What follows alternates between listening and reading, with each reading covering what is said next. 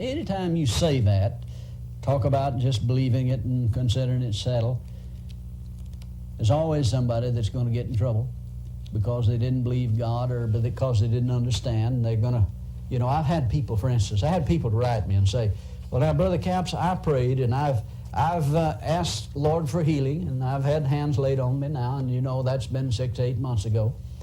And I had this tumor, and it's getting bigger. It's not getting any smaller. What should I do? Well, now, you see, there always comes a time. You're going to have to settle this, that if it didn't work, there's something wrong. And you need to get some medical help. Now, I wrote this individual back, and I said, by all means, go to a doctor, do whatever has to be done, get this taken care of.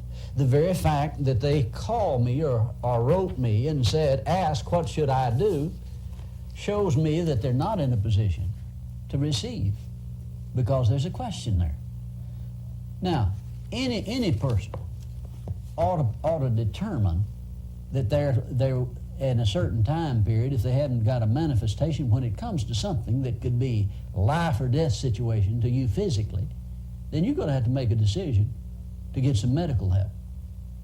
Because somebody said, well, I'm trying to find out where I missed it. Well, you may die before you find out where you missed it.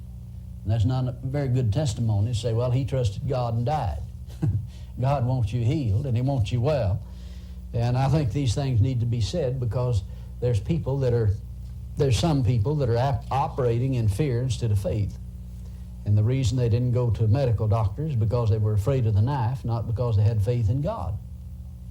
And if you're just staying away from medicine and doctors because you're afraid of them instead of having faith in God, well, you're going to be in a heap of trouble down the road somewhere. Don't get under condemnation for taking medicine or going to a doctor. God wants you well. Now let's talk about the law of sowing and reaping.